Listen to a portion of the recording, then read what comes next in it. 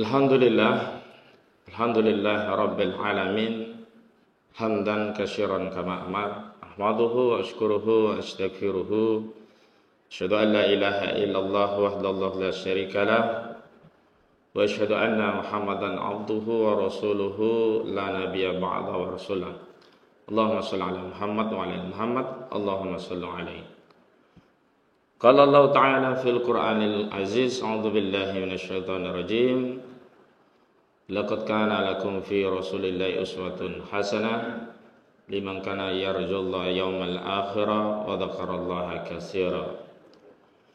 Wa qala Nabi Muhammad sallallahu ala alihi wasallam, khudhu 'anni manasikakum, wa qala aidan sallu kama ra'aitumuni usalli. Amma ba'd. Jamaah sekalian yang dimuliakan oleh Allah Subhanahu wa taala, alhamdulillah kita diberi banyak nikmat oleh Allah Subhanahu wa taala. Nikmat yang hari ini kita rasakan adalah kita sampai pada bulan Ramadan, dan alhamdulillah kita istiqomah dalam iman dan Islam sehingga kita sampai hari ini mampu menjalankan taklif syar'i, yaitu salah satunya yang diwajibkan, taklif pembebanan syariat kepada kita umat Islam, ini menjalankan ibadah saum Ramadan. Dan pagi ini kita juga sudah menjalankan taklif syar'i yang lain, yaitu pembebanan kewajiban sholat subuh berjamaah. Alhamdulillah. Salat berisalam semoga terlimpah curahkan kepada uswah kita, teladan kita, imam kita, petunjuk jalan kita, asas keimanan kita. Sebab kita tidak mungkin beriman pada rukun iman yang lainnya. Rukun iman ada 6. Kita tidak akan mungkin beriman dengan iman-iman yang lainnya kecuali setelah kita beriman kepada Rasulullah Muhammad sallallahu alaihi wasallam. Karena kita tahu ada informasi bahwa yang menciptakan kita, alam semesta, manusia dan kehidupan, yakni Allah Subhanahu wa taala, itu kita ketahui dari Rasulullah sallallahu alaihi wasallam. Kita juga diperintahkan beriman kepada malaikat-malaikat. Kita tahu bahwa Allah menciptakan malaikat dan kita beriman kepada malaikat setelah informasi itu sampai kepada kita melalui lisan baginda Nabi Muhammad SAW. Begitu pula iman-iman kita kepada yang lain yang diwajibkan dalam agama kita, yang menjadi rukun iman kita, semuanya kita peroleh asasnya dari Nabi kita Muhammad SAW. Semoga kita istiqomah menjadi umatnya Nabi di akhir zaman, di mana antara al-haq dan batil itu samar, di mana antara apa yang diperintahkan Allah seolah-olah hari ini justru dilarang oleh manusia. Sebaliknya apa yang kemudian dilarang oleh Allah justru kebanyakan dilakukan oleh manusia. Dan pada subuh ini kita coba akan bahas tentang tema yang mungkin juga sudah sering dikaji, tapi kita akan bahas lebih spesifik, yakni bagaimana kita meneladani Nabi Muhammad SAW dalam menegakkan syariat Islam, menegakkan hukum Allah.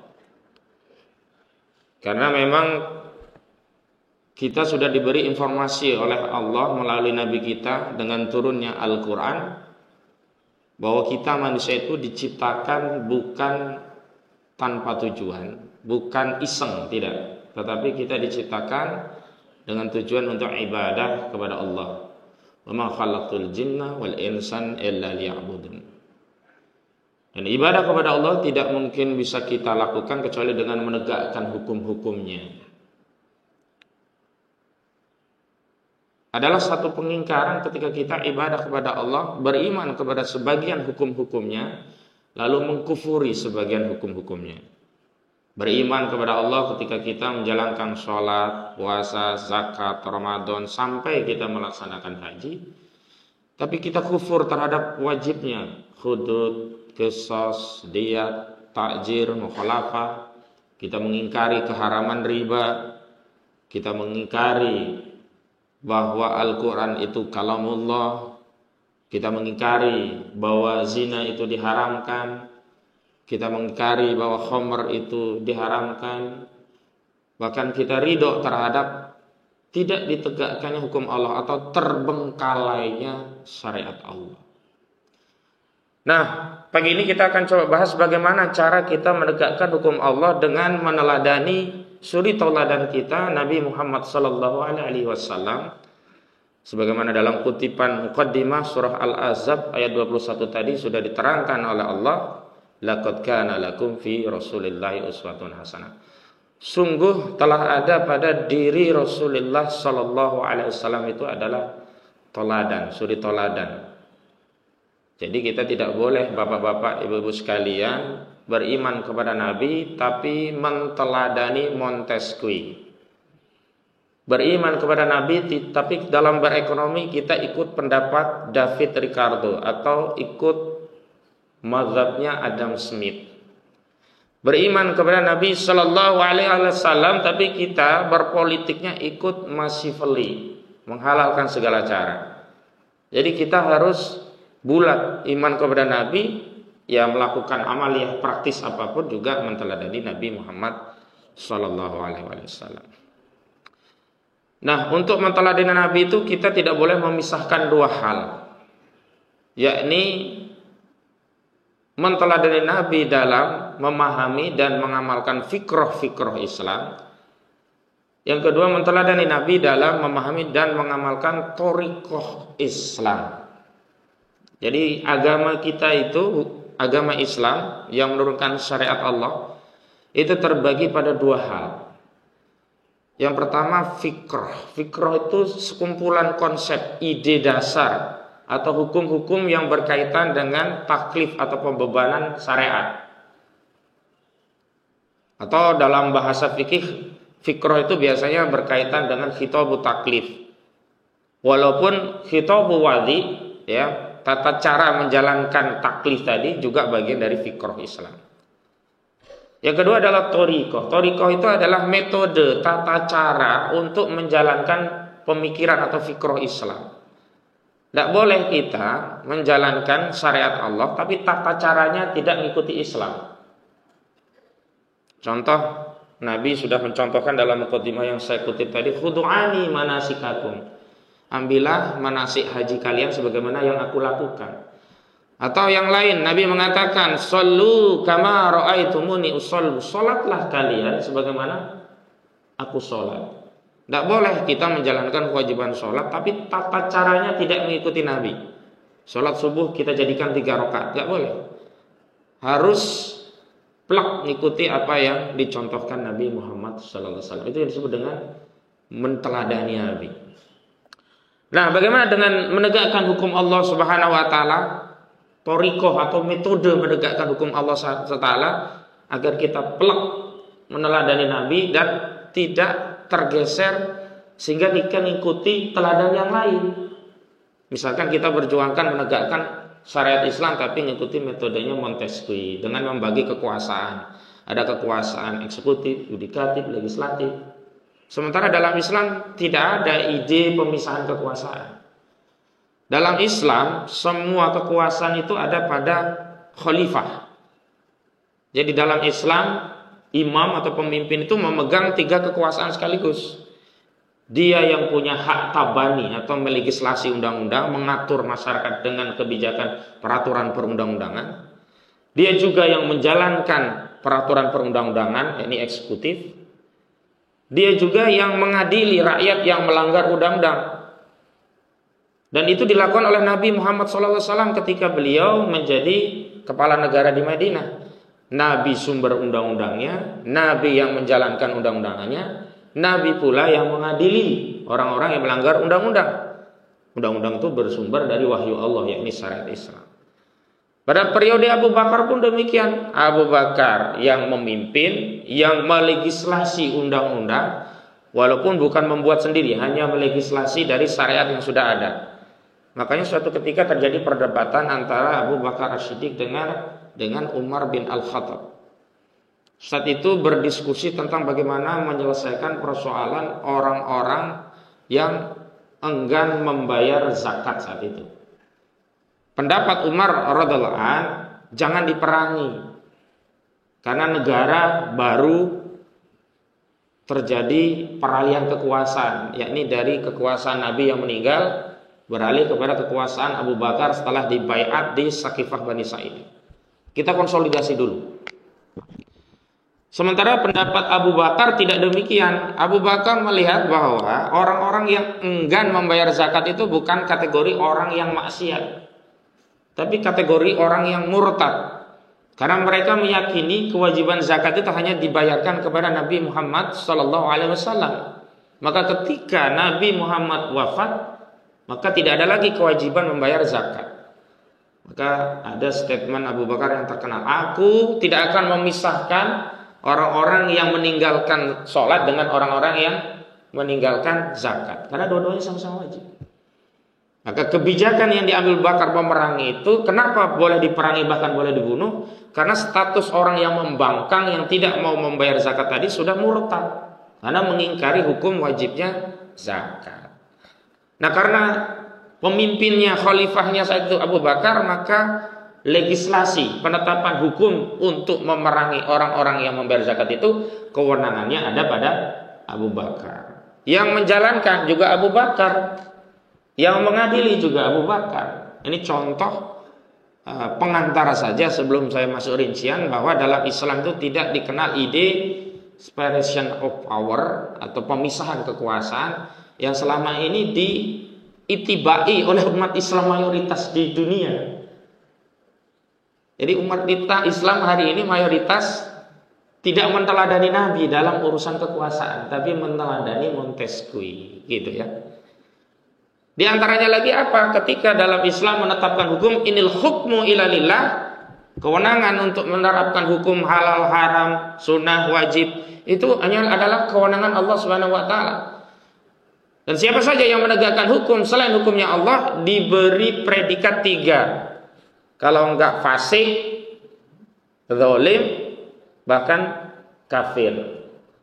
Wa man lam yahkum bima anzalallahu fa ulaika humudz zalimun wa man lam yahkum bima anzalallahu fa ulaika humul fasiqun wa man lam yahkum bima anzalallahu fa ulaika humul kafirun. Siapa saja yang tidak menegakkan hukum yang diambil dari hukumnya Allah, maka dia jatuh kalau enggak zalim, fasik, bahkan kafir. Karena itu dalam Islam tidak ada konsep kedaulatan rakyat, tidak ada, Pak. Hukum itu kedaulatan dalam Islam as-siyadah lis-syar'i. Kedaulatan itu ada di tangan syariat. Yang boleh menyatakan ini wajib, sunnah, mubah, makruh, bahkan sampai haram hanya Allah. Caranya menggalinya bagaimana? Dengan istinbatul hukmi, mengambil hukum. Mengambil hukum dari apa? Dari dalil. Sumbernya. Sumber hukum atau dalil dalam Islam itu apa? Al-Quran, As-Sunnah, serta apa yang ditunjuk oleh keduanya berupa ijma' sahabat dan qiyas. Jadi kalau kita mau menetapkan ini wajib, sudah, makruh, itu harus ambil dari Al-Quran atau Al-Hadis atau ijma' sahabat atau qiyas. Bukan bertanya kepada rakyat atau bertanya kepada wakil rakyat, tidak. Karena kedaulatan dalam Islam itu lis-syar'i, asyada lis-syar'i. Kedaulatan itu di tangan syariat. Apa makna kedaulatan? Yakni kewenangan untuk menetapkan perintah dan larangan serta memberikan sanksi bagi siapa saja yang melanggar perintah atau melanggar larangan. Dahsyat sekali syariat Allah nih. Jadi nggak boleh kita mengganti perintah ini wajib, perintah untuk meninggalkan ini haram. Kita ambil bukan dari syariat. Bahkan kita diancam kalau kemudian menghalalkan apa yang Allah haramkan, sebaliknya mengharamkan apa yang Allah halalkan. Contoh, ini contoh tapi sering dipakai untuk hal-hal yang supaya cepat sadar aja. Misalkan bagi seorang laki-laki menikah lebih dari satu itu mubah. Tapi dalam sistem sekuler hari ini seolah-olah itu aib, celah. Seolah-olah orang beristri, laki-laki beristri lebih dari satu itu melakukan maksiat, haram, malu gitu, aib. Padahal itu mubah. Sementara ketika orang itu berzina, hari ini misalnya pacaran, bahkan sampai berzina kumpul kebo, pesen WTS, itu dianggap lazim. Padahal ini bukan hanya haram, bahkan sanksinya itu kalau sudah menikah dirajam sampai mati. Sekarang ini bapak-bapak, kalau kita misalnya punya kaca pembesar untuk melihat orang-orang ini pernah berzina atau tidak. Di jalanan itu banyak mayat-mayat hidup itu. Loh, iya loh, statusnya orang yang sudah zina, sudah menikah, tapi nggak dibunuh, itu sebenarnya mayat statusnya. Nah, kembali kepada tentang bagaimana meneladani Nabi, saya awali dari sirah Nabawiyah. Nabi Muhammad SAW pada usia 40 tahun diberi amanah oleh Allah Subhanahu wa taala, yakni diangkat menjadi nabi dan menerima wahyu. Al-Qur'an adalah kalamullah, yakni wahyu Allah yang diturunkan kepada Nabi Muhammad SAW melalui perantaraan malaikat Jibril, dan membacanya adalah ibadah. Apa yang dilakukan oleh Nabi SAW setelah beliau diangkat menjadi nabi, diberi risalah Islam, Nabi langsung berdakwah. Awalnya Nabi mengajak orang-orang yang terdekat di antara Nabi Muhammad SAW. Yang pertama kali dari kalangan wanita, Siti Khadijah, istri Nabi, didakwahi oleh Rasulullah, dan Siti Khadijah pun beriman. Dari kalangan bangsawan, orang-orang yang senior, maka Abu Bakar pun didakwahi oleh Nabi, dan akhirnya Abu Bakar pun beriman. Dari kalangan remaja, Nabi juga berdakwah. Dan ada Ali bin Abi Thalib dari kalangan para remaja yang pertama kali beriman kepada Nabi, dan kemudian mereka beriman. Setelah mereka beriman, apa yang dilakukan oleh Nabi Sallallahu Alaihi Wasallam? Nabi Sallallahu Alaihi Wasallam melakukan pembinaan kepada mereka, mentaskif. Para sahabat-sahabiyah yang beriman kepada Nabi Muhammad Sallallahu Alaihi Wasallam itu ditaskif, dibina oleh Nabi dengan fikrah dan thariqah Islam, dengan akidah dan syarat Islam. Pada awal-awal Nabi Muhammad SAW diutus menjadi Nabi, turun ayat-ayat yang kebanyakan berkaitan dengan akidah Islam, yang menjelaskan kerusakan keyakinan-keyakinan masyarakat jahiliyah ketika itu, dan menjelaskan keagungan syariat Islam. Menjelaskan kerusakan akidah masyarakat jahiliyah yang menyembah berhala, yang menyembah matahari, yang menghalalkan perzinaan, bahkan pembunuhan terhadap bayi-bayi. Dan kemudian dijelaskan oleh Nabi tentang akidah Islam. Dijelaskan bahwa yang menciptakan alam semesta, kehidupan dan manusia itu adalah Allah Subhanahu wa taala. Ini terus dilakukan oleh Nabi. Awalnya itu dilakukan secara sembunyi-sembunyi. Makanya dikenal ada rumah tempat Nabi Muhammad SAW membina sahabat yang disebut dengan Darul Arqam. Disitulah para nabi dibina. Dan setelah para sahabat dibina, apa yang dilakukan oleh sahabat? Sahabat pun mengemban risalah sebagaimana dilakukan oleh Nabi. Apa itu? Berdakwah. Dari kalangan saudagar-saudagar itu banyak yang masuk Islam karena perantaraan Abu Bakar As-Siddiq, Utsman, dan beberapa lah saudagar-saudagar itu, Abdurrahman bin Auf. Itu banyak masuk Islam melalui perantaraan Abu Bakar. Kemudian juga masuk Islam Umar, Hamzah, dan sebagainya. Nah, setelah mereka memahami akidah Islam, dibina oleh Nabi, dididik dengan Al-Quran, dididik dengan As-Sunnah, lalu mereka diajak interaksi, berdakwah dengan masyarakat Mekah ketika itu. Jadi dakwah itu ketika melakukan pembinaan bukan sekedar taklim, hanya tahu ilmunya, sudah, tidak. Tahu ilmunya, diterapkan untuk dirinya, dan didakwahkan. Karakter Islam, syariatnya itu begitu. Dipelajari, diketahui, diamalkan, dan didakwahkan. Dan itu perintah untuk mengemban risalah Islam, dakwah ini bukan hanya tugas ustadz, bukan hanya tugas kiai, bukan hanya tugas ulama, juga bukan hanya tugas lawyer gitu. Jadi tugas setiap mukallaf, setiap orang yang beriman yang telah dibebani taklif syar'i. Apa ukuran orang yang beriman telah dibebani taklif syar'i atau mukallaf? Dia sudah baligh.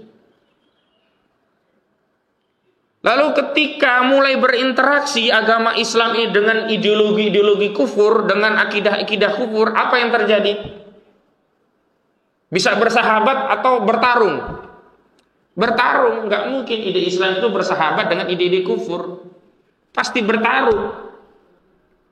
Dan setelah bertarung, apakah pengemban ide-ide kufur itu akan membiarkan ya ide mereka itu hilang dari Mekah? Berusaha melawan, bahkan mengisolasi, mengancam, bahkan berusaha menghentikan dengan memberikan kemudaratan kepada para pengemban ide-ide Islam. Sayyidah yang pertama di dalam Islam itu justru Sumayyah, perempuan yang pertama kali ya meninggal karena mempertahankan Islam, menegakkan Islam itu adalah Sumayyah. Saat itu ketika Sumayyah disiksa dan Nabi mengetahui, tapi Nabi saat itu tidak bisa berbuat apa-apa kecuali memberikan nasihat kepada Sumayyah, kepada keluarga Yasir, sabarlah wahai keluarga Yasir, sungguh tempatmu kelak ada di surga. Apa yang dilakukan atau yang dijawab oleh Sumayyah? Ya Rasulullah, sungguh aku telah melihat surga itu. Jadi orang ya yang menyebabkan orang itu kuat menghadapi ujian cobaan, nggak ada gentar sama sekali, ketika dia itu mampu merobek tirai antara dunia dan akhirat. Dia masih hidup di dunia, tapi matanya sudah melihat akhirat, sudah melihat surga. Maka orang yang seperti ini nggak bisa diancam dengan receh-receh. Jangankan diancam hilang jabatan atau nggak dikasih uang atau disempitkan hidupnya, diancam dengan kematian pun bukan hambatan. Kenapa? Justru kematian itu menjadi jalan dia bertemu dengan janji Tuhannya. Bapak-bapak sekalian, pengen masuk surga nggak? Pengen kita semua. Bisa masuk surga nggak kalau kita belum mati? Berani mati nggak sekarang? Iya. Jangan buru-buru mati, banyakin amal dulu. Tapi kalau ada peluang mati karena membela agama Islam, oh subhanallah, ujung kematian yang luar biasa gitu loh. Jangan ujung kematian sedang bermaksiat, naudzubillah. Makanya begini, kalau kita membiasakan diri sibuk dalam ketaatan, insya Allah kita dipanggil Allah dalam keadaan taat. Sebaliknya kalau kita lalai sibuk dengan kemaksiatan, ya pasti ada peluang besar dipanggil Allah dalam keadaan maksiat, belum sempat tobat. Naudzubillah, kita sering mendengar ya ada orang mati karena nenggak minuman keras, overdosis. Ada orang mati ya di kamar hotel sedang berzina. Ada orang mati sedang berbuat dolim, tiba-tiba mati. Naudzubillah. Lalu apa yang dilakukan oleh Nabi Sallallahu Alaihi Wasallam ketika ada ujian di periode Nabi belum punya kekuatan, belum punya kekuasaan? Sabar. Tidak pernah Nabi saat itu ketika di Mekah menyeru kepada para sahabat untuk angkat senjata, untuk jihad fisabilillah. Tidak. Sabar. Bahkan saat itu Umar bertanya kepada Nabi, ya Nabi, apakah kita Islam? Iya. Bukankah Islam itu umat terbaik? Benar. Lalu kenapa tidak kita perangi saja mereka, padahal kita punya kekuatan, kita berani melawan mereka? Apa kata Nabi Shallallahu Alaihi Wasallam? Lam nu'mar bidzalik. Belum, jangan. Kita belum diperintahkan untuk itu. Artinya pada periode dakwah, periode interaksi, membawa syarat ini kepada masyarakat, ada tantangan, hambatan, bahkan tantangan, hambatan dan gangguan bukan hanya dari masyarakat, bahkan dari penguasa, dari kekuasaan. Jawabannya apa? Sabar. Bukan berontak, bukan angkat senjata. Sabar. Kenapa sabar? Karena Nabi diperintahkan oleh Allah, ini belum waktunya.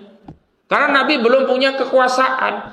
Karena yang namanya dakwah itu memang menyeru, beda dengan jihad. Kalau jihad memang berperang. Jadi fikih dakwah jangan dicampur aduk dengan fikih jihad. Jihad ada kaifiyahnya, ada tata caranya. Dakwah ada tata caranya. Kalau jihad itu membunuh atau dibunuh. Kalau dakwah ya memang menyampaikan baik dengan lisan atau tulisan. Kalau ada ujian, sabar. Kalau ada perlawanan, dilawan, tapi lawannya juga kembali dengan argumentasi, dengan lisan, bil hikmah wa mau'izatul hasanah wa jadilhum billati hiya ahsan. Kalau ada diskusi perdebatan, ajukan argumentasi. Tapi kalau ngomong keras itu bukan berarti itu kekerasan. Kalau ngomong itu gaya saja gitu loh. Jadi kalau gaya jangan disamakan. Abu Bakar gak mungkin sama dengan Umar. Kalau Umar orangnya tegas, dikit-dikit sikat, ya kan? Abu Bakar lembut, apalagi Utsman paling pemalu. Jadi bapak-bapak sekalian, kalau ada saudara-saudara kita punya karakter terkait style, itu bukanlah aib atau celah. Yang penting karakter itu disandarkan kepada syariat. Dan biarkanlah mereka menjadi umatnya Nabi yang mengikuti para sahabat. Ada yang gayanya ngikuti Umar, biarkan. Ngikuti Abu Bakar, biarkan. Ngikuti Utsman, biarkan. Ngikuti Ali, cerdas sekali, biarkan. Gak usah semuanya dipaksa menjadi Umar, semuanya dipaksa menjadi Ali, enggak. Semuanya harus ngikuti teladan Nabi. Dan para sahabat yang macam-macam ini semuanya mengikuti Nabi Muhammad Sallallahu Alaihi Wasallam. Lalu saat itu karena eksistensi dakwah Nabi Muhammad Sallallahu Alaihi Wasallam mengancam kekuasaan kafir Quraisy ketika itu, maka kafir Quraisy mulai menawarkan kompromi. Bahaya ini Muhammad, kalau begini terus bisa-bisa orang-orang di sini semuanya ikut agama baru ini. Kalau semua ikut agama baru, bagaimana dengan kekuasaan kita? Bagaimana dengan kepemimpinan kita? Bagaimana ekonomi yang kita atur selama ini dengan riba kita? Nanti akan ikut Muhammad semua. Hilang nanti harta kita, hilang nanti pengikut kita, hilang nanti kebanggaan kita sebagai pemimpin di Mekah ini. Nah, mulai mereka berkonspirasi setelah gagal menghalangi, mengintimidasi dan seterusnya. Mereka coba tawarkan kekuasaan.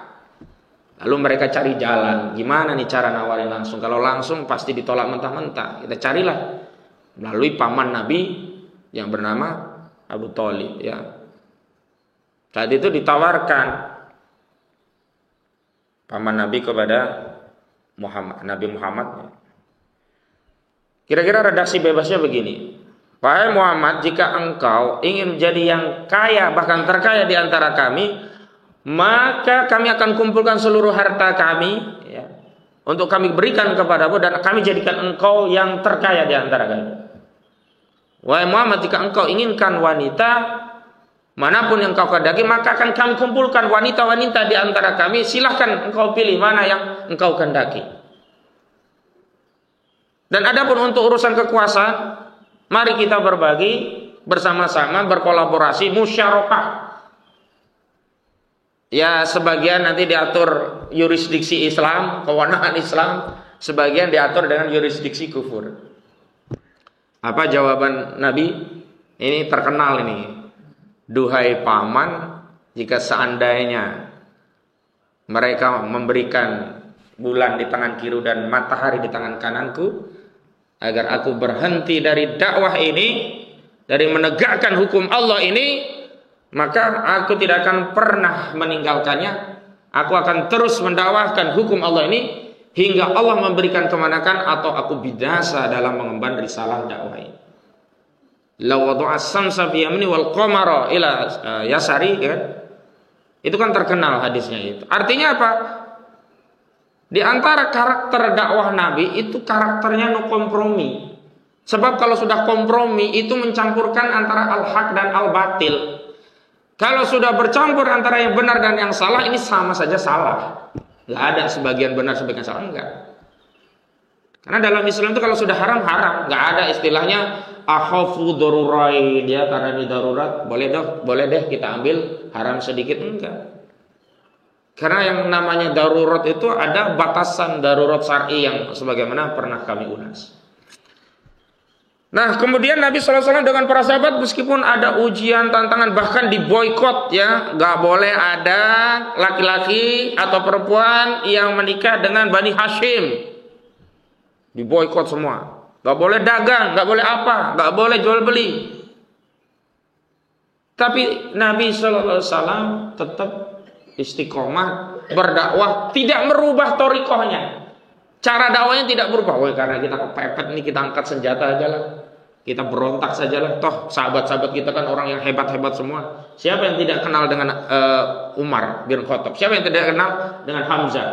Kan orang-orang hebat semua. Nabi tidak memprovokasi atau melakukan gerakan milisi yang mempersenjatai para sahabat untuk melawan kekufuran kekuasaan yang ada di Mekah ini. Tapi apa? Nabi istiqomah dengan dakwah. Yang karakter dakwah Nabi itu dua. Yang pertama la madhiyah, yang kedua la unfiyah. Tanpa kekerasan, tanpa aktivitas fisik. murni ya, lisan dengan teladan. Berat sekali ujiannya. Nabi pernah mencoba menawarkan dakwah ini dan meminta pertolongan agar dakwah ini dapat perlindungan ke Taif. Apa jawaban orang-orang penduduk Taif? Justru mengirim orang-orang yang kurang sempurna, yakni anak-anak, untuk ngolok-ngolok Nabi dan melempari Nabi dengan batu. Kurang apa coba? Tapi apakah Nabi kemudian mengubah metode dakwahnya? Berubah ya, yang tadinya hanya dengan lisan tadi berubah dengan senjata? Enggak. Nabi tidak mengambil jalan mengangkat senjata itu bukan karena Nabi pengecut, bukan karena tidak punya kekuatan. Nabi juga bersama orang-orang hebat. Tapi memang perintah syariat tidak diperkenankan menggunakan kekerasan pada fase dakwah yang belum sampai pada kekuasaan. Beda ketika Nabi sudah punya kekuasaan di Madinah. Ada provokasi orang kafir Quraisy, dilayani perang Badar, pecah yang pertama. Nah, jihad kubro, jihad di perang Badar itu hanya dilakukan Nabi setelah Nabi menjadi kepala negara di Madinah, setelah punya kekuasaan dan sudah diperintahkan oleh Allah. Itu dapat dipahami bahwa metode atau thariqah mengemban risalah Islam sebelum Islam sampai pada kekuasaan itu tidak boleh dengan kekerasan. Dan bagaimana cara umat Islam sampai pada kekuasaan? Nah, kalau kita lihat hari ini, bapak-bapak sekalian, jamaah yang dirahmati Allah, di dunia ini orang bisa sampai kekuasaan dengan beberapa metode. Yang pertama dengan mengikuti proses demokrasi, ikut pemilu, menangkan suara dia sampai pada kekuasaan. Yang kedua dengan kudeta, memprovokasi militer agar militer bergerak mengambil alih kekuasaan sampai dia kekuasaan. Yang ketiga pemberontakan, ya, mempersenjatai milisi-milisi lalu melawan kekuasaan negara, perangi negara kemudian ambil kekuasaan. Nah, yang keempat ada namanya people power, memprovokasi rakyat untuk gerakan rakyat agar merobohkan kekuasaan setelah itu mengambil alih kekuasaan. Tapi 4 metode sampai kekuasaan, mengambil kekuasaan ini tidak dicontohkan oleh Nabi. Saya tanya, pertama, apakah Nabi ikut terlibat dalam sistem di Mekah ketika itu? Menolak, no compromise. Kedua, apakah Nabi memisahkan diri, mempersenjatai para sahabat? Ya. Membina sahabat dengan gerakan-gerakan fisik, diajari bertempur dan sebagainya pada periode awal? Tidak. Di Darul Arqam itu Nabi murni hanya membina sakofah, akidah, tidak ada pembinaan fisik. Kalau pembinaan fisik masing-masing, olahraga lah ibaratnya. Nggak ada Nabi itu saat itu ngajari baris berbaris, cara manah, nggak ada. Fokus pemikiran para sahabat yang dibina oleh Nabi dengan pemikiran atau sakofah Islam. Kemudian ketiga, apakah Nabi saat itu melakukan kudeta, memprovokasi orang-orang yang punya senjata ketika itu? Militer kalau sekarang, kudeta itu pasti oleh militer. Tidak. Dan apakah Nabi kemudian melakukan people power, memprovokasi masyarakat Mekah untuk menggulingkan kekuasaan Abu Jahal? Tidak. Apa yang dilakukan oleh Nabi? Ya dakwah terus, membina pemikiran. Sambil apa yang disebut dengan tolabun nusroh, mencari dukungan kekuasaan. Karena apa? Kekuasaan itu tegak dengan 2 pilar. Pertama, dukungan rakyat. Kedua, backingan ahlu nusroh. Backingan orang-orang yang punya power. Backingan pengusaha, backingan ulama, backingan jenderal, backingan militer, backingan polisi. Ibaratnya kalau hari ini begitulah. Nah, ketika Nabi mencari dukungan dakwah, backingan ini Nabi tidak pernah berhenti. Dia ke Bani So'so'ah, Bani Kindah, Bani Hanifah, ke Bani Taif. Tapi semuanya tidak mau memberikan. Ada satu Bani, namanya Bani So'so'ah, Bani Hanifah bin So'so'ah itu mau menolong Nabi tapi dengan syarat. Wahai Nabi, aku akan menolong urusanmu karena urusan besar. Cuma dengan kompensasi, setelah kekuasaan engkau pimpin, hak kekuasaan itu menjadi hak kami. Apa jawab Nabi? Kalau ada dukungan yang minta syarat begini, tidak mau tunduk kepada syariatnya Nabi, Nabi menolak. Karena kekuasaan itu urusan Allah. Makanya ketika Nabi meninggal, tidak pernah Nabi mewariskan kekuasaan, tidak. Tapi para sahabat yang kemudian berunding siapa pengganti Nabi untuk memimpin kekuasaan di Madinah ketika itu, maka terpilihlah Abu Bakar. Nah, setelah terpilih, dibaiatlah Abu Bakar. Jadi metode pengangkatan pemimpin dalam Islam untuk menduduki jabatan kekuasaan itu dengan baiat. Ini thariqah ini nggak bisa diganti dengan yang lain. Ada contohnya begitu, limitatif. Nah, kembali ke soal yang tadi. Lalu karena Nabi melihat peluang di Mekah ini kok berat sekali, tiba-tiba mendengar ada khabar, ada penduduk Yasrib yang kemudian menjadi Madinah. Terdiri dari dua suku besar, yakni suku Aus dan Khazraj. Ini terkenal berantem terus, perang mulut nih suku Aus dan Khazraj, tidak pernah rukun. Lalu kemudian mereka mendengar khabar akan ada nabi akhir zaman seperti yang diceritakan oleh Yahudi. Di antara mereka saling bisik-bisik, wah, ini harus kita ambil buruan nih. Kalau keduluan orang Yahudi, kepemimpinan ini nanti akan menjadi milik orang Yahudi. Maka mereka saat di Mekah ketemu perwakilannya dengan Nabi, terjadilah baiat Aqobah pertama. Nah, baiat Aqobah pertama itu bukan baiat kekuasaan, baiat keimanan kepada Nabi bahwa mereka memeluk Islam dan berjanji akan mentaati apapun yang menjadi syariat Islam. Setelah pulang, maka Nabi mengirim utusan namanya Mus'ab bin Umair. Tugas Mus'ab bin Umair itu seperti yang Nabi lakukan di Darul Arqam, membina sahabat di Mekah. Mus'ab bin Umair membina para sahabat yang ada di Madinah. Makanya Mus'ab bin Umair itu terkenal dengan gelar Al-Muqarri, pembaca Al-Quran. Karena saat itu ya, Mus'ab bin Umair itu ketika diutus Nabi, dakwahnya nggak pernah berhenti tuh, dari satu ladang kurma ke ladang kurma yang lain, dari satu pintu ke pintu yang lain, terus sampai orang-orang, bukan hanya orang umum, para pembesarnya saat itu masuk Islam. Ada Sa'ad bin Mu'ad yang paling terkenal ya, ketika meninggalnya Sa'ad bin Mu'ad ini arsy Allah terguncang. Kenapa? Karena melalui perantaraan Sa'ad bin Mu'ad ini Nabi mendapatkan nusrah sehingga tegaklah daulah Islam yang pertama melalui baiat Aqobah kedua.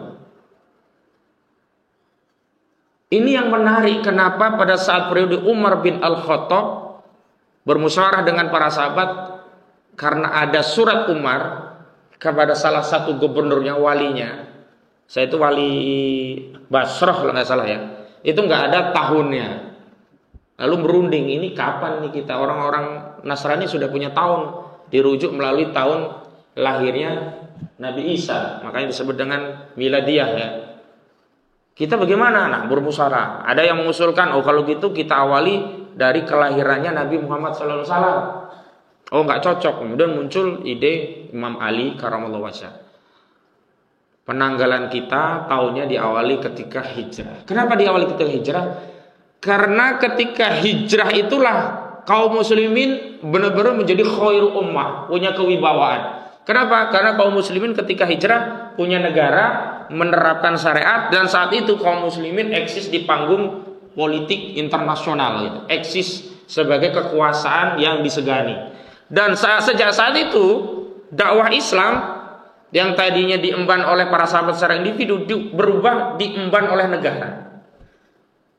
Jadi tugas utama negara dalam Islam itu adalah mengemban risalah Islam. Kalau hari ini kan syariat Islam diemban oleh individu, paling tinggi ormas. Negara tidak mau tahu karena memang tidak punya mandat untuk menjalankan syariat Islam atau mengemban risalah Islam. Nah, akhirnya ketika sudah dapat informasi dari Mus'ab bin Umair bahwa masyarakat Madinah sudah terkondisi, para pemimpinnya sudah siap untuk membackup Nabi dan tidak memberikan syarat apapun, pokoknya Nabi silahkan hijrah, kami tunggu, kami baiat menjadi pemimpin dan kekuasaan di Madinah. Nah, saat itulah kemudian Nabi memerintahkan para sahabat hijrah. Nah, ini kekeliruan sejarah. Ada yang menulis bahwa Nabi hijrah itu karena takut dibunuh. Itu keliru. Takut dibunuh terus hijrah ke Madinah. Tidak. Nabi itu berulang kali mau dibunuh, diancam, enggak pernah keluar. Kenapa yang menyebabkan Nabi hijrah? Itu terutama karena ada masyarakat yang siap diterapkan Islam. Para pembesarnya siap menerima Islam. Dan ada peluang syariat Islam akan menjadi rahmat bagi semesta alam. Karena masyarakat itu mau ditegakkan syariat Islam. Nabi hijrah itu karena itu pertimbangannya. Walau memang peristiwanya dipicu ketika ada rencana pembunuhan Nabi yang digantikan oleh Abi Thalib tempat tidurnya itu. Nah, setelah Nabi di Madinah, di baiat Aqobah kedua, inilah baiat kekuasaan. Kalau pertama itu baiat kenabian, Aqobah 1, mengimani Nabi sebagai Nabi dan memeluk Islam. Kalau baiat Aqobah kedua, yakni memberikan mandat kekuasaan kepada Nabi sebagai kepala negara untuk memimpin Madinah.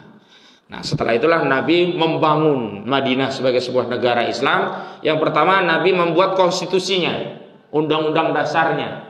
Maka disebut dengan Waskitoh Madinah, Piagam Madinah. Kalau dipelajari Piagam Madinah itu konstitusi. Dan konstitusi tertulis paling tua di dunia itu adalah Waskitoh Madinah, bukan Magna Carta. Karena dulu negara-negara yang sebelum Nabi ada, ya Romawi, Persia dan sebagainya, itu tidak punya konstitusi tertulis. Undang-undang itu apa yang dikatakan oleh raja atau kaisar. Tapi setelah Nabi maka ditulis itu aturan bernegara. Sumbernya syariat Islam. Lalu Nabi setelah menjadi kepala negara, ini masuk pada fase kedua.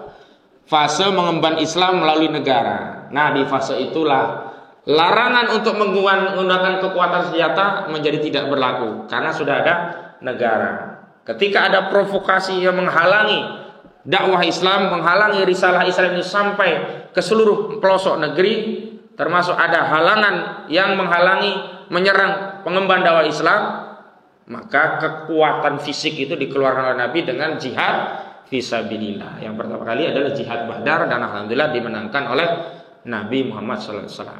Begitulah Nabi kemudian memimpin negara, menerapkan qisas, hudud, diyat. Ada yang melanggar hudud, di antara kasusnya adalah Ma'is Gomidia mengaku berzina, maka Nabi perintahkan dirajam kepada Ma'is. Dan setelah Ma'is dirajam dikabarkan bahwa Ma'is masuk surga. Kenapa? Karena dalam Islam ukubat atau sanksi itu ada dua fungsi. Pertama menjadi jawabir, penebus dosa orang yang bermaksiat. Yang kedua menjadi jawabir, mencegah masyarakat untuk melakukan maksiat yang serupa. Kalau hari ini sanksi pidana di KUHP itu tidak menebus dosa, Pak. Kasihan juga orang maksiat hari ini. Dia sudah maksiat, sudah dihukum negara, tapi nggak bisa menebus dosa. Di akhirat nanti diadili ulang. Tapi kalau Ma'is itu ketika sudah diadili di dunia dengan syarat Islam, disanksi dengan dirajam, dosanya hapus, tobatnya diterima. Makanya dikabarkan langsung masuk surga. Itu yang membedakan sistem hukum Islam itu ada ruh, kesadaran bahwa kita nanti balik ke akhirat. Sehingga orang itu berlomba-lomba untuk membersihkan dirinya di dunia. Atau sebaliknya orang berlomba-lomba mencegah dirinya kena maksiat karena ingat akhirat. Nggak kayak hukum hari ini, yang penting nggak ketahuan KPK, yang penting nggak ketahuan polisi. Ketahuan polisi pun bisa cincai, bayar, nah, selesai. Akhirnya apa? Banyak maksiat, banyak pelanggaran hukum. Akhirat mah nanti saja. Begitu keluar dari penjara, bukannya tobat, bukan diampuni, makin pinter. Di penjara pertama karena maling ayam, keluar bisa maling sapi. Di penjara kedua karena maling sapi, ketiga malah maling tetangga satu desa. Jadi sistem hukum sekarang itu membuat orang makin pinter melakukan kejahatan. Dan tidak mencegah orang lain untuk melakukan hal yang sama. Misalkan korupsi itu, di kalangan para pejabat ketika ada kasus pejabat kena korupsi, apakah mereka takut? Enggak. Apakah mereka kemudian berhenti nggak korupsi? Enggak. Apakah mereka mencegah ada tindakan korupsi? Enggak. Paling apa yang mereka katakan terhadap orang yang kena tangkap KPK? Dia mah apes aja dia. Apes aja dia. Dia sih goblok. Mainnya nggak cakep. Dia sih mainnya kasar, rakus. Karena nggak ada ruh, nggak ada kesadaran bahwa kita akan balik ke akhirat. Hukuman dunia itu masih kecil. Nggak mau mais tadi ya mampir di akhirat, karena kalau seorang muslim bermaksiat nanti ditimbang dosanya masih lebih banyak daripada amal baiknya, mampir di neraka, dibersihkan neraka. Wah, kita dikasih informasi neraka itu luar biasa. Yang paling kecil api neraka ditaruh di telapak kaki kita, otaknya mendidih. Jangan dianggap di neraka cuman mampir. Mampir di mana? Kalau mampir di warteg sih enak kita. Lah ini mampir di neraka. Yang apinya kalau kena telapak kaki itu otak mendidih. Coba bayangkan. Itu yang paling ringan dari siksa neraka. Ini loh yang menyebabkan Maiz datang kepada Nabi minta dibersihkan, padahal tidak ada saksi. Perempuan yang dizinai tadi ditanya oleh sahabat, nggak ngaku juga. Dalam Islam begitu Pak, zahirnya Pak. Kalau yang perempuan nggak ngaku, nggak ada 4 orang saksi, ya yang perempuan dibebaskan. Terserah dia nanti berarti minta peradilan di akhirat, pilihan dia.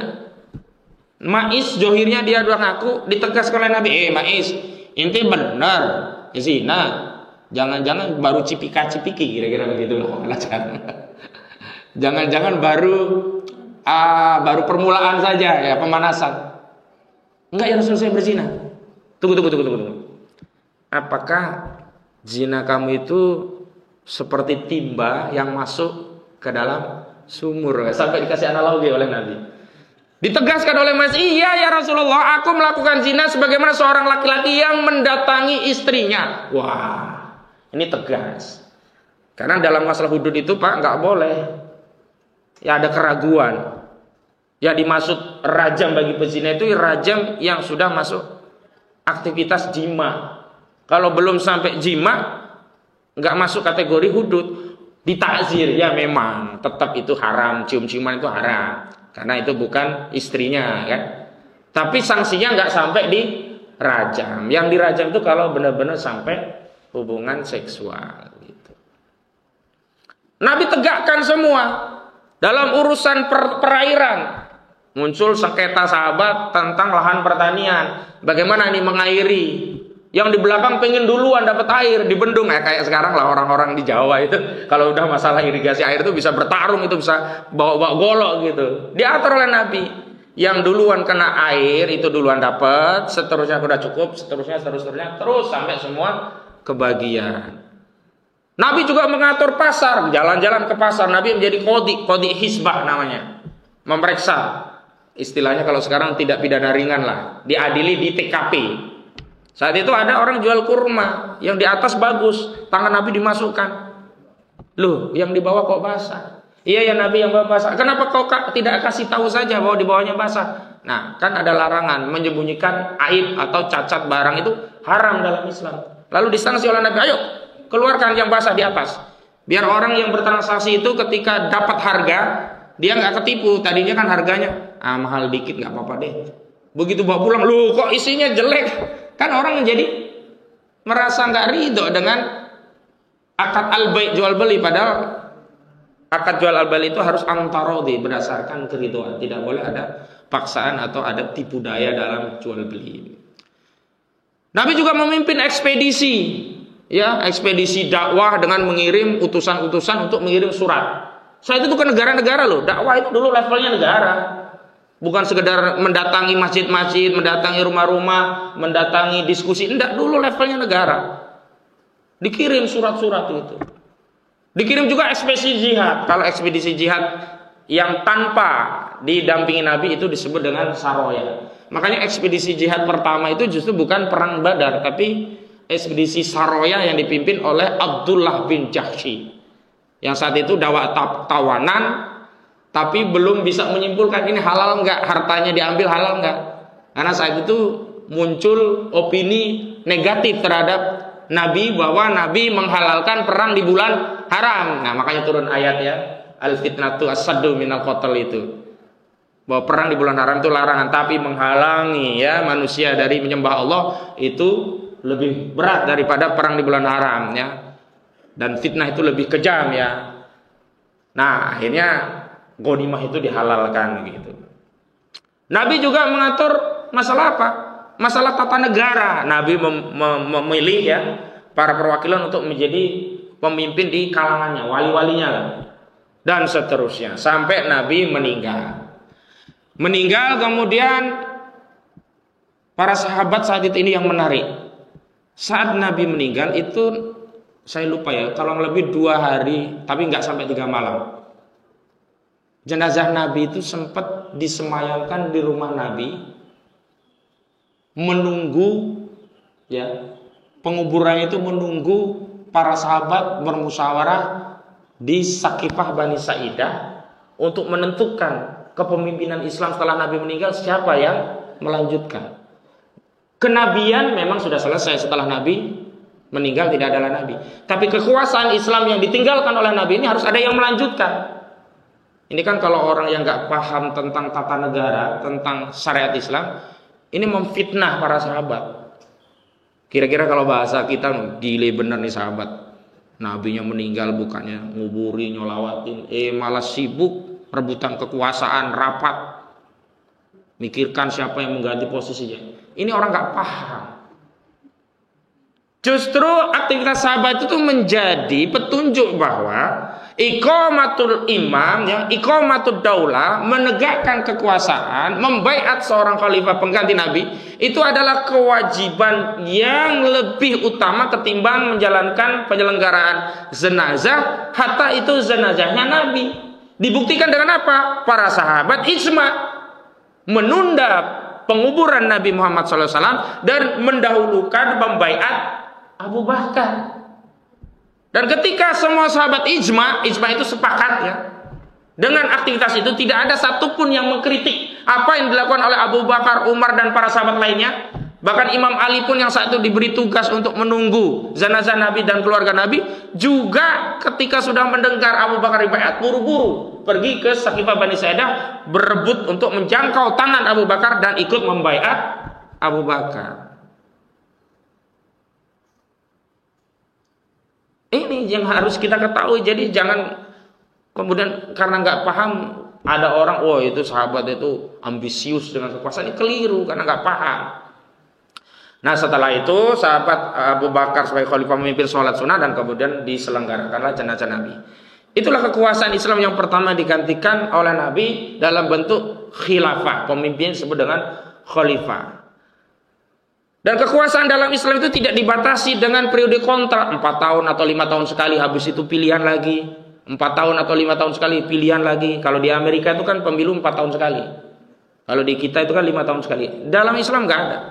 Seorang khalifah begitu dibaiat untuk menjalankan kitabullah dan sunnah nabinya, sepanjang tidak menyelisih syariat, dia juga tidak mundur dari jabatan itu, dia tidak ada uzur dari jabatan itu. Misalkan dia menjadi sakit parah, nah ini memang harus diganti. Itu dia akan menjadi seorang khalifah sampai meninggal. Itu ajaran Islam. Hikmahnya apa? Ini kekuasaan kuat, Pak. Kenapa? Karena kalau kita bicara visi misi ini bisa sampai tuntas, gak kayak sekarang. Ganti presiden, ganti visi misi, ganti menteri, kocok ulang. Habis itu pemilu, masyarakat ribut lagi, ada cebong, ada kampret, tambah lagi, ada kadrun. Nggak ada selesainya, sampai anggota DKM atau jamaah masjid pun saling, wah, jangan sama dia lah. Dia mah dukung Jokowi yang satunya. Jangan dukung dia lah. Dia ikut Prabowo. Satunya, dia mah Anies. Susah, dia mah Anies. Aduh. Kita itu kan begitu terus. Tapi kalau dalam sistem Islam begitu dibaiat, kokoh langsung tegakkan syariat. Nah, cara mengontrol rakyat terhadap kekuasaan juga objektif. Ukurannya apa? Syariat. Hari ini kan enggak. Asal dia oposisi, apa aja yang dibikin oleh pemerintah dikritik. Kenapa? Karena dia oposisi. Asal dia koalisi, apa aja yang dilakukan pemerintah didukung, walaupun keliru. Dalam Islam nggak ada istilah oposisi dan koalisi. Yang ada ketika kekuasaan sudah benar ditaati, ketika kekuasaan keliru dari syariat, muhasabah. Dikontrol. Agar muhasabahnya juga bukan berdasarkan keinginan nafsu, muhasabahnya juga dikembalikan kepada syariat. Jadi objektif, jadi ada sinergi antara rakyat dengan pemimpinnya. Kalau sekarang kan berantem terus gitu loh. Pemimpin dengan pemimpin aja berantem. Karena nggak ada standar yang sama, semua mengatasnamakan rakyat. Bingung rakyat yang mana jadinya. Kalau dalam Islam standarnya bukan atas nama rakyat. Syariat, mana Al-Qur'annya, mana hadisnya, mana ijma'nya, mana kiasnya, jelas. Sehingga nggak akan ada yang berontak. Kalau khalifah sudah menetapkan zakat wajib, nggak ada kritik masyarakat. Oh, ini kan kita terbebani, harusnya harta kita banyak diambil zakat. Nggak bisa, karena dalilnya zakat jelas. Baru ketika penguasa mengambil pajak, baru diprotes. Mana dasarnya pajak? Padahal Nabi sudah mengatakan, la yadkhulul jannata sohibul maksin, tidak akan masuk surga orang yang mengambil pajak. Kalau sekarang dalam sistem sekuler justru pembiayaan negara itu semua dari pajak. Naudzubillah. Sementara sumber-sumber ekonomi yang harusnya dikelola negara seperti tambang, ya kekayaan alam melimpah, dikuasai oligarki. Sementara kekuasaan menjalankan kebijakan bukan lagi melayani rakyat, padahal digaji oleh rakyat, dari pajak rakyat, melayani oligarki. Ini faktanya gitu. Nah, setelah Abu Bakar meninggal digantikan oleh Umar, digantikan oleh Utsman, itu sampai meninggal semua loh. Nggak ada itu dulu. Setelah Abu Bakar ada pilihan periode 5 tahun kita evaluasi Abu Bakar, apakah layak untuk menjadi khalifah lagi? Nggak ada. Umar pun begitu, apa kita evaluasi 4 tahunan? Kalau Ali sih sebentar, belum sempat lah pemilu gitu, kira-kira begitu. Enggak. Setelah Ali meninggal lah ada khalifah-khalifah Bani Umayyah. Setelah Bani Umayyah, umumnya kekuasaan itu Pak akan dipergilirkan oleh kepada orang yang layak. Kalau dia sudah mulai nggak kuat, mulai zalim, mulai foya-foya dengan kekuasaan, itu otomatis diganti oleh kaum yang lain. Bani Umayyah itu kan awalnya kuat, tapi lama-lama melemah, muncul yang baru. Banyak Abbasiyah tampil. Bani Abbasiyah itu luar biasa jihad-jihadnya ya. Zaman ilmu naik pesat itu zaman Abbasiyah kan, tapi lama-lama turun-turun ganti oleh Turki Utsmani. Turki Utsmani di ujung-ujungnya juga sudah lemah, sudah sibuk foya-foya, menjadi the sick man ya, negara sakit. Akhirnya kekuasaan Islam yang terakhir itu runtuh pada 3 Maret 1924. Sejak saat itu kaum muslimin tidak punya kekuasaan Islam, tidak punya negara, tidak menegakkan hudud, tidak menjaga darah kaum muslimin. Saudara kita sejak saat itu dijajah, diusir. Dulu masih ada khilafah, nggak berani Theodore Herzl, nggak berani Amerika, nggak berani Inggris, nggak berani Perancis. Sekarang umat Islam karena nggak ada kekuasaan seperti buih di lautan. Sekarang umat Islam seperti digambarkan Nabi, seperti makanan di atas nampan. Suriah jadi rebutan antara Amerika dengan Rusia, China jadi rebutan Inggris, Israel, Amerika. Kekayaan alam di negeri kaum muslimin di Indonesia misalnya jadi rebutan Amerika sama China. Nah, lalu kita berpikir bagaimana kita mengembalikan agar hukum Allah kembali tegak.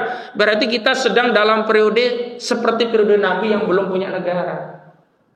Nah, dalam periode itu apa yang harus kita lakukan? Yang ikuti cara menegakkan hukum Allah yang dilakukan oleh Nabi apa? Dakwah. Nggak boleh dengan kekerasan. Nggak boleh tertarik untuk musyarakah dengan sistem yang kufur. Nggak boleh juga terprovokasi people power, terprovokasi kudeta, terprovokasi bikin senjata sendiri untuk berontak. Enggak, ini nggak dicontohkan.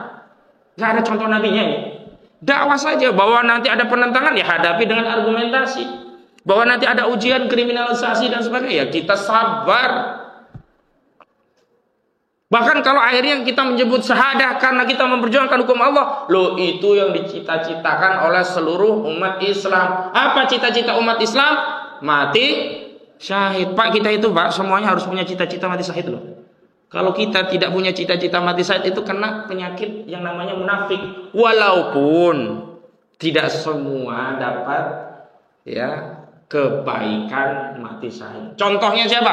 Khalid bin Walid, kurang apa? Ratusan pertempuran beliau ikuti. Ujungnya meninggalnya. Iya, karena itu kita harus cita-cita semua. Lalu apa yang bisa kita ambil dari sirah nabawiyah perjuangan Nabi yang kita sebut khudu anni manasikakum, itu kalau kita haji harus ngikuti manasiknya Nabi. Solu kama ra'aitumuni usolli, kalau kita sholat harus ngikuti sholatnya Nabi. Dan kalau kita memperjuangkan hukum Allah juga harus mengikuti thoriqah perjalanan dakwah Nabi. Yakni apa? Tadi dengan fikroh, taskib, interaksi, tanpa kekerasan sampai dapat kekuasaan. Apa ukuran hari ini kekuasaan itu umat Islam dapat? Ya ini sampai kekhilafahan tegak kembali.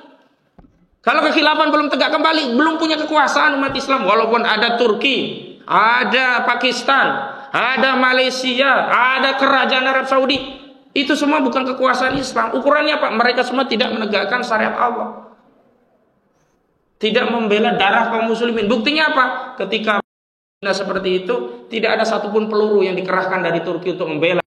Padahal militer Turki itu termasuk militer kuat. Pakistan pun demikian. Kerajaan Arab Saudi apalagi? Terakhir justru pesawat tempur Arab Saudi digerakkan untuk menyerang sesama saudara yang ada di Yaman dengan dalih itu Syiah. Nah, jadi hari ini memang itu yang harus kita jelaskan kepada umat, argumentasi-argumentasi, penjelasan-penjelasan. Karena hari ini cara menegakkan syariat kita itu terdistorsi, terkontaminasi, bahkan dijauhkan dari teladan Nabi. Kita dipaksa atau dikasih contoh praktis ngikuti Adam Smith, David Ricardo, Montesquieu, bahkan masih beli. Hari ini kalau jamaah sekalian perhatikan, nyaris gak ada beda perjuangan politik partai sekuler dan partai Islam, nyaris sama. Yang koruptor semua partai ada, baik partai nasionalis atau partai yang ngakunya dari Islam.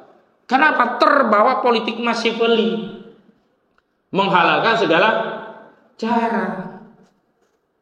Bahkan korupsi pun dibuat syar'i. Ini kan bukan korupsi, ini sedekah ini. Ini untuk kemaslahatan umat ini.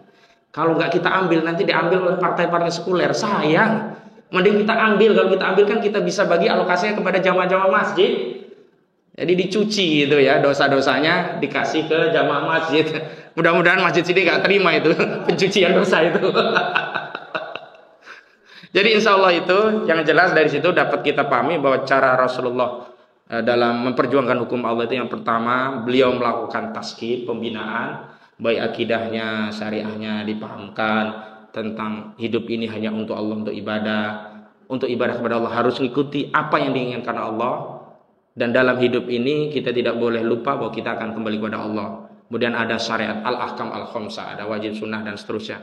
Ada metode untuk menjalankan ibadah, ada sholat, zakat, puasa dan seterusnya. Ini harus umat paham, termasuk ekonomi, politik, hudud, kisos, diat, semuanya harus paham. Yang kedua, tafa'ul mal ummah, menjadikan pemikiran ini agar diemban oleh masyarakat, berinteraksi, berdakwah. Tidak cukup hanya menjadi keyakinan individu. Sebab walaupun kita ngelotok, nah kayak di pondok pesantren itu kan kalau hudud semuanya ngelotok. Tapi ilmu-ilmu hudud kisos dia itu nggak pernah dipraktikkan, karena ilmu sekedar untuk pengetahuan. Padahal Nabi itu mengajarkan ilmu kepada sahabat bukan sekedar pengetahuan, tapi untuk diamalkan. Yang ketiga, melakukan tolabun nusroh, mencari dukungan orang-orang yang punya power, punya perlindungan, punya kekuasaan, agar apa? Mereka menolong Islam. Sudahlah, nggak usah menolong partai lagi. Ganti penguasa juga korupsi semua. Dihajar Pertamina, yang lain juga korupsi. Ganti dari pemain, juga korupsi juga, gitu. Berarti apa? Ini lingkaran setan, saudara. Baru ketika nanti kita mendapat kabar khilafah itu tegak, ya kita berharap semoga dari Indonesia. Kenapa tidak? Wong ini tempat kita berjuang. Tapi kalau nanti tegaknya di Pakistan atau di Suriah, ya kita juga bersyukur. Tanda daripada tegaknya khilafah itu apa? Pertama, wilayah itu membaiat khalifah dengan memenuhi syarat inqiyad. Jadi khalifahnya benar-benar memenuhi syarat. Bukan khalifah-khalifahan, hari ini kan banyak. Ya. Khalifah itu institusi negara, kekuasaan sebagaimana Abu Bakar, Umar, Utsman. Bukan ormas, bukan. Dia menegakkan hudud kisos, dia mengirim duta-duta untuk berjuang ketika khalifahnya ditahan oleh musuh, pasukan itu menyelamatkan jihad fisabilillah, begitu. Yang kedua, wilayah itu yang ditegakkan khilafah ini, ya kalau ada informasi itu, wilayah yang ada pada kendali kaum muslimin, bukan pada kendali orang-orang kafir. Makanya dulu ketika di Suriah mengklaim telah tegak khilafah yang dipimpin oleh Abu Durrahman al-Baghdadi atau siapa itu nggak memenuhi syarat. Kenapa? Karena wilayah Suriah itu masih dikuasai oleh Al-Bashar Assad kemudian Iraknya presiden Irak, dan semua itu secara de facto dikuasai oleh militer Amerika. Jadi ini nggak memenuhi syarat. Jadi sebenarnya itu belum tegak khilafah. Ketiga, menegakkan syariat Islam secara total di dalam negara itu. Jadi ketika ada kabar khilafah tegak, oh di negara itu kita cek, oh ternyata menegakkan syariat Islam. Sudah nggak ada kompromi lagi, karena fase negara itu nggak ada yang kemudian, oh yang ini kita tinggalkan dulu, nggak bisa. Hari ini misalkan kita ya tidak menegakkan hudud, dimaklumi, diampuni oleh Allah. Kenapa? Karena hudud itu kewenangannya bukan pada kita, bukan pada individu, bukan pada DKM, tapi kewenangannya pada negara. Jadi yang harus kita dorong adalah agar negara menegakkan hudud, bukan kita mengambil peran hudud itu. Ada maling, kamu maling ya, mau nisab ya, nggak ada ilat ya, tangannya taruh di DKM, potong. Bener nggak ini? Keliru, malah jadi kasus. Karena kewenangannya ada pada negara. Nah kemudian langsung mengemban risalah Islam ke seluruh penjuru alam. Nah kalau 4 syarat ini muncul, nah itu berarti khilafah yang benar sebagaimana dijanjikan oleh Nabi. Summa takunu khilafatan ala minhajin nubuwah. Semoga apa yang kami sampaikan tentang bagaimana kita meneladani perjuangan Nabi Muhammad SAW dalam menegakkan hukum Allah ini ada manfaatnya. Kurang dan lebihnya saya mohon maaf. Kita tutup bersama-sama dengan membaca doa kafaratul majlis. Subhanakallahumma wa bihamdika asyhadu an la ilaha illa anta astaghfiruka wa atubu ilaik. Billahi taufiq wal hidayah wal afu minkum. Assalamualaikum warahmatullahi wabarakatuh.